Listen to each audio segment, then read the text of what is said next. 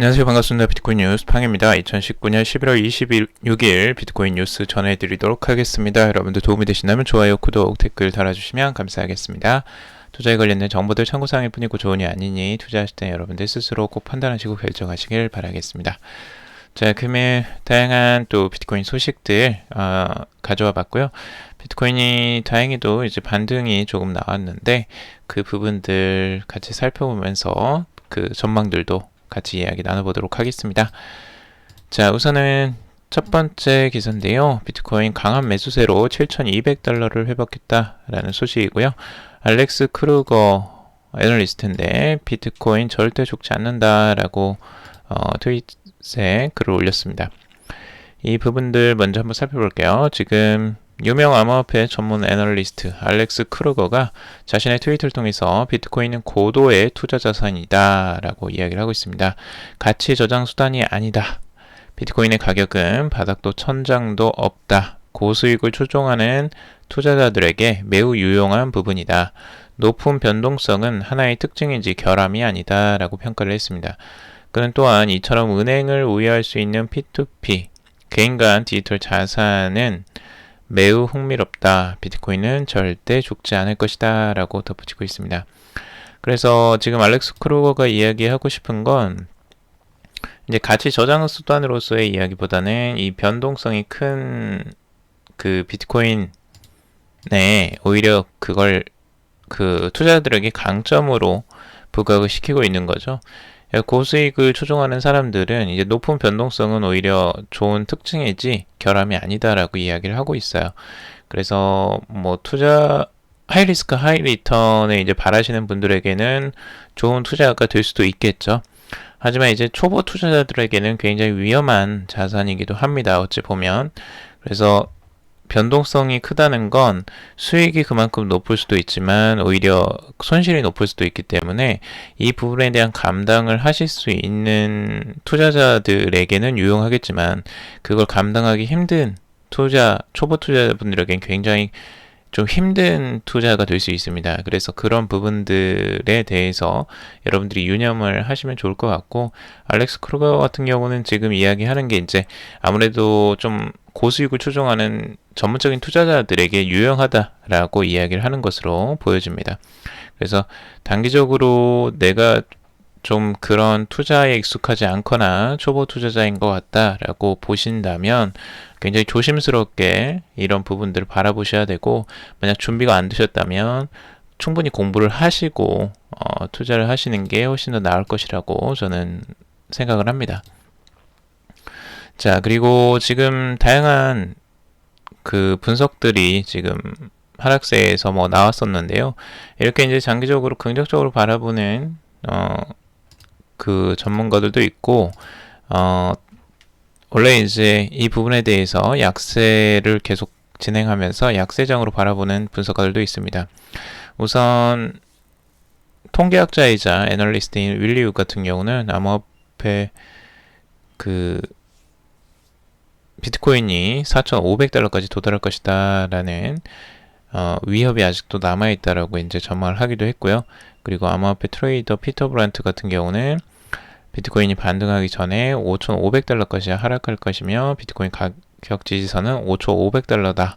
그리고 반감기 이후에 두 달쯤인 2020년 7월에 저점을 마주하게 될 것이다 라고 이야기를 했죠. 그리고 뭐 추가적으로 5만 달러까지 갈 것이다 라고도 전망을 하기도 했습니다. 그리고 필부 같은 경우는 비트코인 가격 추세 전환에 명백한 신호는 아직 없다. 지금은 위험 회피 시기이다 라고 전했습니다. 그리고 그 미스터 앤더슨도 있는데요. 초보자는 방관해야 한다. 천성론자들은 변동성을 즐겨야 한다 라고도 이야기를 하고 있습니다. 미스터 앤더슨의 분석은 뒤에서 조금 더 자세히 볼게요. 자, 우선 차트를 보면서 계속 분석을 한번 보도록 할 건데요. 현재 비트코인의 가격이 이제 저점으로 계속 하락만 유지하는 것처럼 계속 위협적으로 내려가고 있었는데, 어제 이제 6,625달러 선을 이제 찍고 반등이 나온 상태입니다. 그 반등세가 그나마 지금까지 하락세를 조금 트렌드가 바뀌는 양상을 보여주긴 했는데 지금 7,394달러 선 정도에서 지금 저항을 받고 다시 잠깐 내려온 상태입니다. 반등세가 나오긴 나왔는데요. 아직까지 이 반등이 어디로 흘러갈지는 아직까지 예측하기가 쉽지 않은 부분이고요.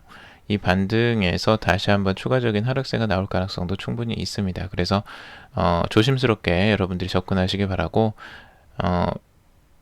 이 저항선을 이제 뚫어줘야지 7,400달러 선을 뚫어줘야지 추가적인 상승세 나올 가능성이 있습니다. 추가적으로 상승한다면 지금 7,600달러와 그리고 한 8,000달러 선까지도 바라볼 수 있을 것 같은데 그 가격대를 강하게 어떻게 뚫고 올라가느냐 이 반등세가 좀 더 강하게 나오느냐에 따라서 추가적인 상승세가 나올 수 있을 것 같습니다.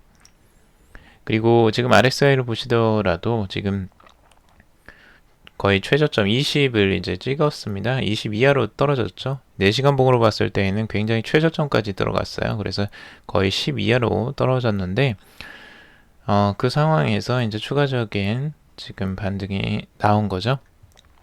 그래서 저점에 계속 끝까지 내려갈 것 같지만 분명히 반등은 나오고요. 언제든 한 번쯤은 돌아서는 것들이 나옵니다. 그래서 그런 부분들을 어제도 제가 말씀을 드렸었죠. 그냥 계속 하락하기만 하는 그런 종목들은 없습니다. 그래서 항상 반등이 있고 출렁임이 항상 나오게 되어 있으니까 그런 부분들을 여러분들이 생각하시면서 투자를 하시는 게 좋습니다. 자, 그리고 일봉상으로도 살펴보면요. 일봉상으로 지금 추가적으로 이제 계속 하락을 하다가 반등을 한 요 흐름이 나왔는데 여기서 트렌드는 아직까지 그대로 유지가 되고 있죠. 그래서 전체적인 하락 트렌드가 아직 깨지지는 않았습니다. 이걸 지금 7,400달러 선을 깨고 올라와 줘야지 이 하락 트렌드가 바뀐다고 할 수 있는데 아직까지 이 하락 가파르기는 그대로 지금 트렌드가 유지가 되고 있는 상황이라고 볼 수가 있습니다. 일봉상으로는요. 그리고 지금 RSI를 보더라도 지금 과매도 국면에 계속 진입해 있는 상태죠. 그래서 30 이하에서 지금 계속 머물러 있는 상태.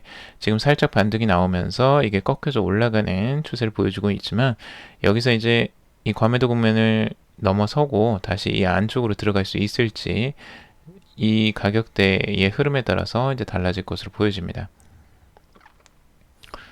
저점을 보면 지금 거의 20까지 거의 하락할 상태였는데요. 이전 저점하고 거의 비슷한 상태까지 내려왔었죠. 자, 그리고 주봉상으로 봤을 때요. 주봉상으로 바라보도 지금 이제 가격 하락 추세가 굉장히 크게 나왔습니다. 이번에 크게 나와서 지금 50주 이동평균선하고 100주 이동평균선을 모두 뚫고 내려오는 아주 강한 하락 흐름세가 나왔고 거기에서 살짝 반등이 나오고 있는데요. 지금 아직까지 50주, 100주 이동평균선 아래에 지금 머물러 있습니다. 가격대가. 이 가격대를 다시 한번 회복하고 올라오는 흐름들이 나와줘야지 추세적인 방향이 바뀌었다라고 할 수 있을 것 같고 우선 지금 현재는 이 50주 이동평균선과 100주 이동평균선이 교차하는 골든크로스는 곧 나올 것으로 예상이 됩니다. 가격이 추가적으로 계속 하락하지 않는 이상은 우선 현재의 가격대만 유지를 하더라도 골든크로스는 출현이 할 것으로 보여지고 만약 이 골든크로스가 도출이 된다는 건 장기적으로는 어느 정도 이제 상승 추세로 많이들 전망을 하고 있습니다. 하지만 단기적인 추세에서 그걸 바로 돌리기는 쉽지는 않을 수도 있으니까 여러분들이 조금 기다려야 될 수도 있기 때문에 좀 천천히 여유 있게 바라보시면 좋을 것 같습니다. 지금 RSI 보더라도 40까지 이제 내려와 있는 상태죠. 이 저점은 지금 이제 이 지점인데 30까지 있는데 아직까지 여기까지 내려오지 않은 상태예요. 그래서 이 전 저점 가장 최저점이었죠. 지금 2018년도에 들어서 가장 최저점이었던 이 구간까지는 아직 내려오지는 않은 상태입니다. 그래서 지금 이 상태에 머물러 있을지 아니면 추가적인 하락세로 만약 여기까지 갈지 여기까지 가게 된다면 정말 이제 완전한 과매도 국면에 이제 진입하게 되는 거고 이 최저점과 동일선상에 이제 유지하게 됩니다. 자, 그리고 미스터 앤더슨 아까 말씀드린 것처럼 피어 앤 그리드를 이제 통해서 그 공포와 이제 탐욕 지수죠. 이 지수에 이제 근거해서 이야기를 하고 있는데 사람들이 이 부분에 대해서 지금 그 익스트림 피어까지 갔어요. 그래서 17까지 거의 최저점에 이제 도달을 했죠. 굉장히 많이 하락을 한 상태입니다. 지금 현재. 공포심이 극단에 이르게 된 거고 지금 현재에도 이런 공포심은 오히려 그 전문 투자자들에게는 기회로 이제 바라보는 경우도 많이 있습니다. 그래서 이때는 프로들한테는 이 변동성을 굉장히 즐기는 구간이 되고요. 초보 투자자분들에게는 조금 더 이제 지켜보는 방관을 해야 되는 시기라고 조언을 하고 있습니다. 그래서 섣불리 움직이는 것들이 이제 위험할 수 있고 초보자들한테는 근데 이제 프로들한테는 이런 변동성이 굉장히 오히려 즐거운 시간이 될 수도 있고 투자의 수익을 올릴 수 있는 구간이라고 생각하는 경우도 있습니다. 그래서 그런 부분들이 있다는 거 여러분들이 좀 역으로 생각할 필요가 있습니다. 여러분들이 이런 공포심에 두려워하는 그 시기는 오히려 프로들에게는 좋은 기회로 활용되는 경우도 많이 있다라는 거. 그러니까 여러분들이 어떻게 생각을 하느냐에 따라서 이 시기는 완전히 다른 시기가 될 수도 있습니다. 자, 그리고 지금 트레이딩 샷 같은 경우는 지금 변동성에서 이 가격이 지금 이제 바이존에 가까이 위치하고 있다라고 전망을 하고 있습니다. 예전에 제가 트레이딩 샷의 분석을 한번 전해드리기도 했는데요. 지금 150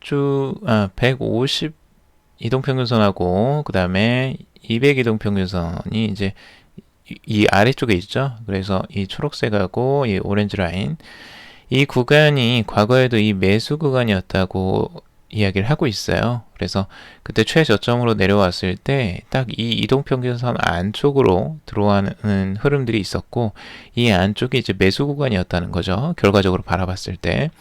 근데 지금 현재에도 이 가격대가 지금 돌입을 하고 있는 상태고 만약 추가적인 하락세가 나와서 이 안으로 들어온다면 이 이동평균선 안쪽으로 들어온다면 여기가 바이존이 될 것이다 라고 전망을 하고 있습니다. 기존의 최저점과 동일한 선상에 있고요. 그리고 RSI로 보더라도 이 최저점이기 때문에 이 과매도 국면에 이제 돌입하면서 이때가 오히려 매수 구간이다 라고 바라보고 있습니다. 그리고 MACD, MACD를 바라보더라도 여기서 이제 블리시 크로스가 이제 돌입하는 그 구간에 이제 돌입을 하게 되는데요. 이 저점도 그때쯤으로 지금 예상을 하고 있습니다. 그래서 조금 더 이제 추가적인 하락세를 이제 전망을 하기도 하는 건데, 이게 이제 여기까지 갈지는 한번 두고 봐야 될 일입니다. 우선, 그런데 트레이딩 샷 같은 경우는 오히려 여기를 이제 매수 기회로 바라보는 역발상을 볼 수가 있죠. 그리고 전체적인 트렌드 라인에서 지금 트렌드가 깨졌기 때문에 이런 추가적인 하락세를 예측하는 겁니다. 그래서 단기적으로 이 중요한 지지선 역할을 했던 이 검은색 라인이 깨졌다고 지금 보고 있기 때문에 여기서 베어리시가 추가적으로 나올 것으로 분석을 하는 것입니다. 자, 그리고 지금 엑스카브의 분석인데요. 엑스카브도 이제 단기적인 전망입니다. 단기적으로 지금 6,700달러 선 이 구간 6,252달러 선 이 구간에 이제 지지선으로 작용을 하고 있고 이 지지선의 반등이 나와서 결국엔 8,000달러까지 반등이 나올 것이다 라고 전망을 하고 있습니다.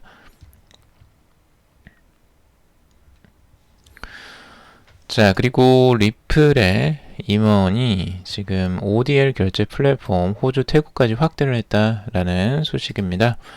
일단 호재에도 근데 XRP 가격은 부진을 지속하고 있는데 우선 그 호재는 계속 쏟아내고 있습니다. 에릭 반 밀턴버그 리플 수석 부사장이 최근 싱가포르에서 열린 리플의 스웰 컨퍼런스 이후 인터뷰를 통해서 리플의 ODL 이 On Demand Liquidity라는 약자인데 이 기존의 엑스래피드 서비스입니다.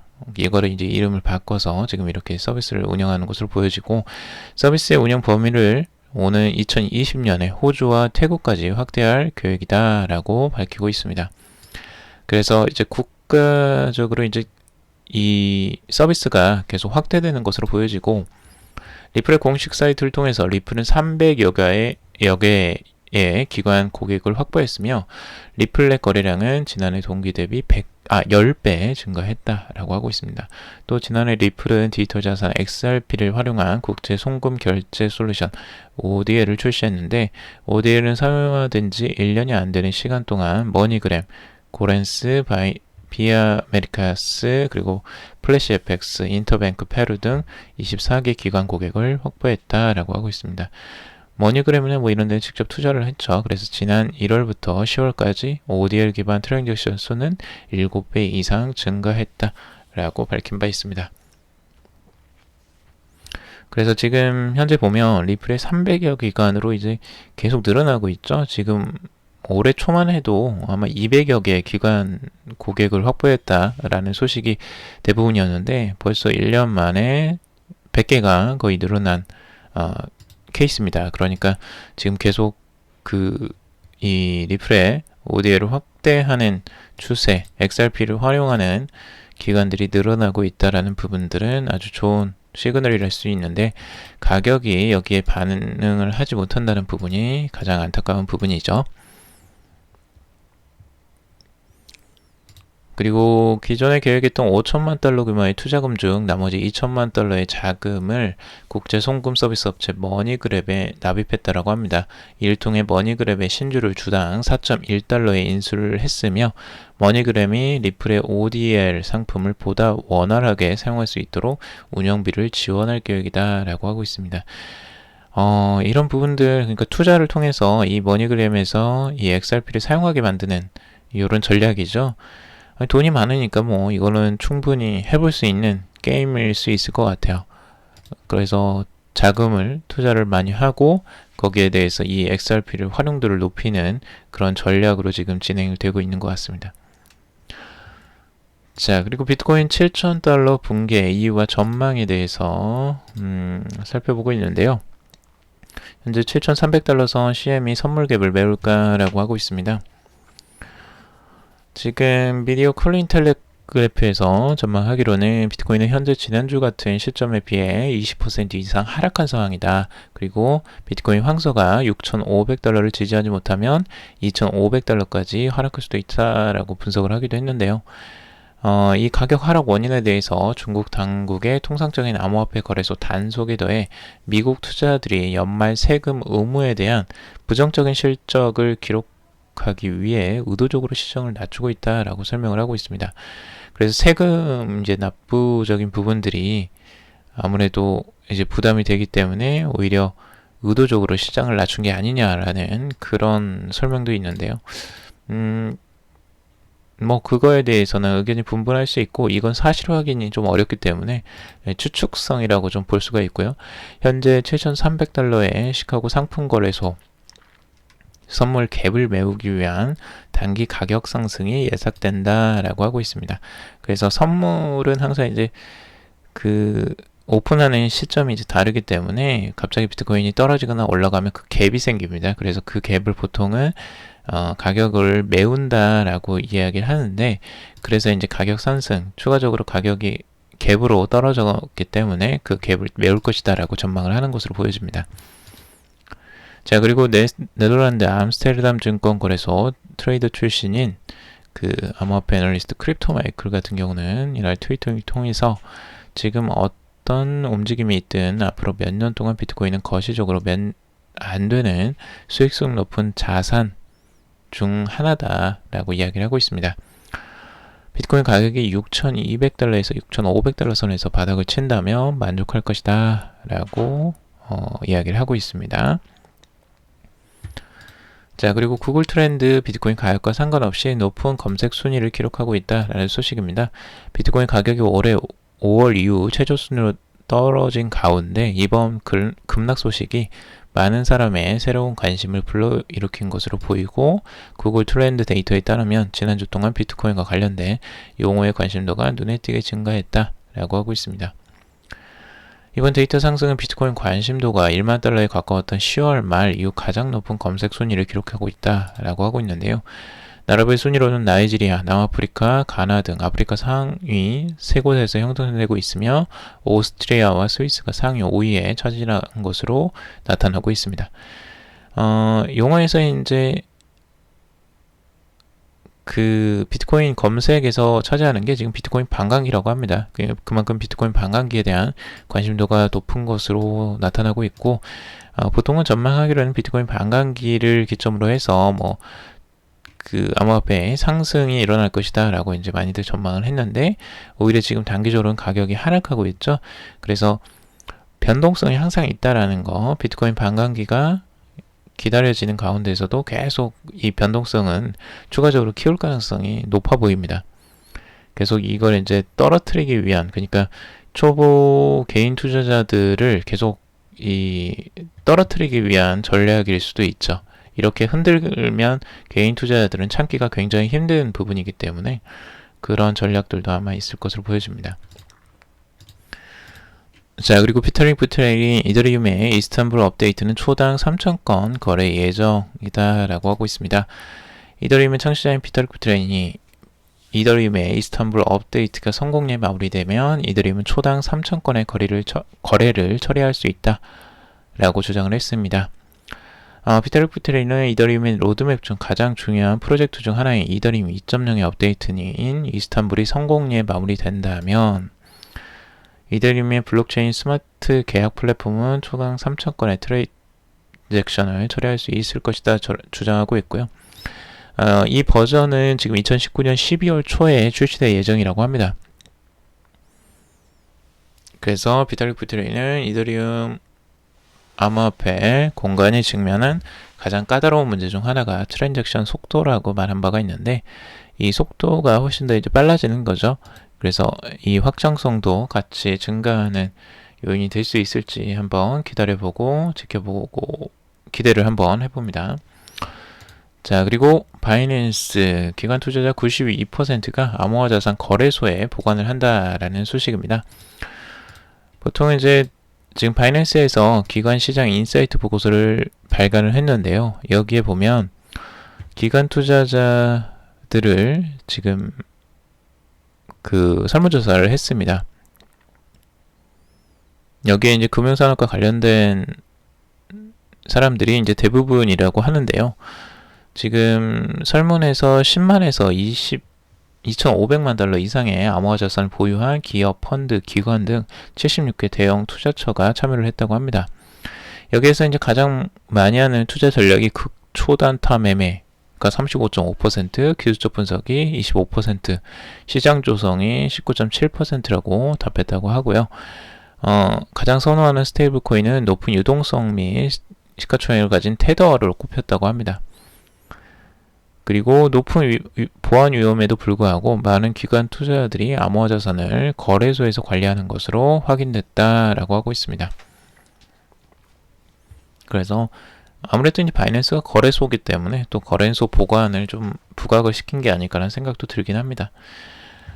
자, 그리고 전라북도 블록체인 관광 플랫폼을 구축한다라는 소식입니다.